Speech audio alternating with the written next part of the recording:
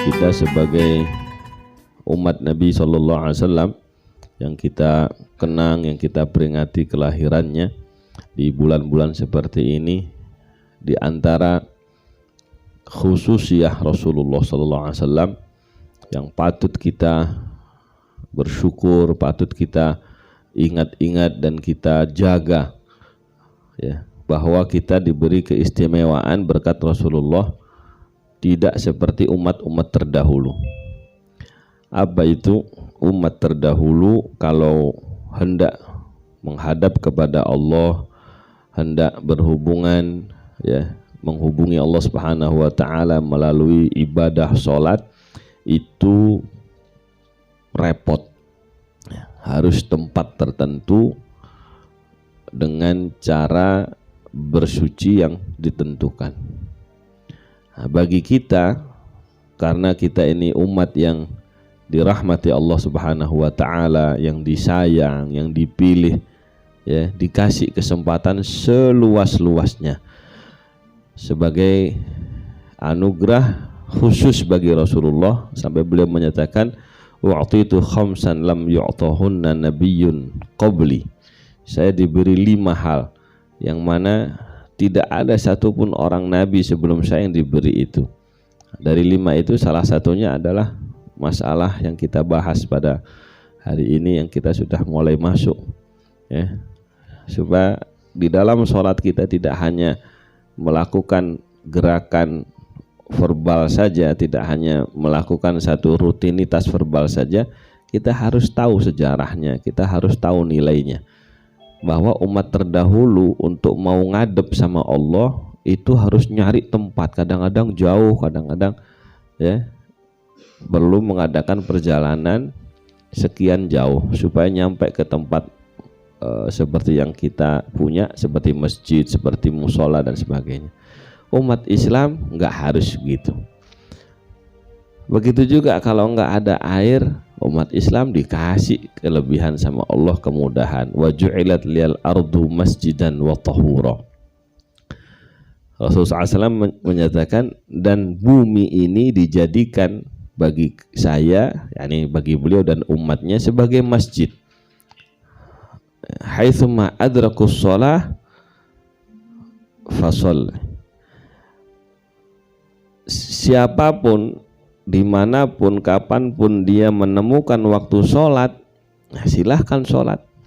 Ya udah di tempatnya itu silahkan. Gak ada air, buminya Allah Ta'ala jadikan sebagai alat bersuci. Jadi dari kisah tersebut, jadi kita ini subhanallah, ya, digampangkan untuk ketemu sama Allah, untuk menghadap sama Allah, ya.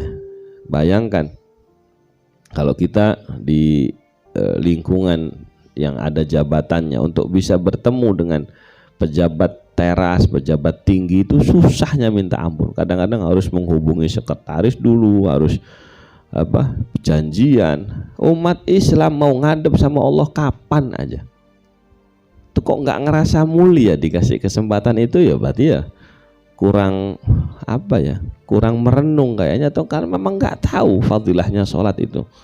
Ya, ini ngadep sama siapa? Wajjahtu wajhiya lilladzi fataras samawati wal ardh. Kita mau ngadep ke presiden itu urusan apa coba? Kira-kira kalau ketemu presiden ngobrolin bab apa kira-kira enaknya? Boleh ngobrolin bab utang, boleh. Mau ngutang lagi nggak Pak? Kalau kita ketemu presiden, kita ngobrolin bab apa coba? Ya semua yang ada di dalam cakupan wilayah presiden, kan gitu. Nah, begitu juga kalau kita ngadep sama Allah Subhanahu wa taala, mau curhat bab apa silahkan. Fataras samawati wal ardh, Allah yang menciptakan langit dan bumi.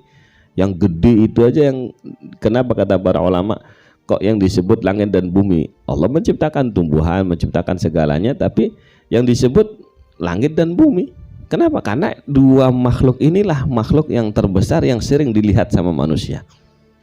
Jadi kalau kita ngelihat kebesaran sesuatu, kita ingat sama penciptanya. Ya, kebesaran langit, itu penciptanya Allah. Saya bisa ngadep sama penciptanya. Kan bangga. Kita ngelihat mobil mewah, keren, punya siapa ini? Saya kenal dulu sama pemiliknya. gitu. Kira-kira dipakai selfie nggak kalau mobil mahal? Pakai selfie. Ya. Makanya orang itu kadang-kadang selfie di alam, di gunung, karena ini satu hal yang ajaib, gitu ya. Nah, kita dibukakan sama Allah Subhanahu wa taala kemudahan, ya, keluasan, kapan saja bisa ngadep sama Allah. Nggak cukup dengan jalur umum. Jalur umum ini yang sholat fardu, kasih jalur khusus sholat sunnah.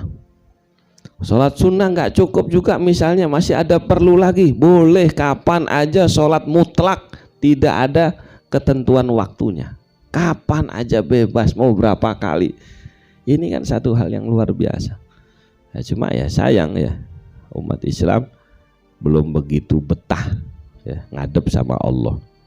Ya, begitu sholat itu kayak kebelet ini. Apa kebelet ini? Apa bahasa Indonesianya kebelet, Pak? Jadi apa bahasanya anak-anak buru-buru, terburu-buru. Bahasanya anak pondok dulu sholatnya itu lamcing, habis salam pelencing hilang langsung, habis salam langsung kabur, kayaknya apa sebentar, kayak kenal banget sama Allah itu ya, nggak pakai persiapan, nggak pakai apa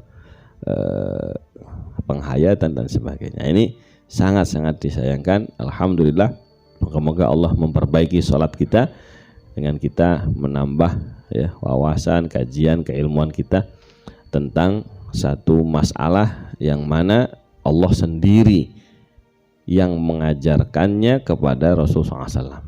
Awas ya, sholat ini tidak dititipkan ke malaikat Jibril. Beda dengan ibadah lain. Ibadah yang lain Nabi ngajinya sama malaikat Jibril. Puasa ke malaikat Jibril, zakat malaikat Jibril, haji yang ngajarin malaikat Jibril, sholat malaikat Jibril belajar sama Rasulullah.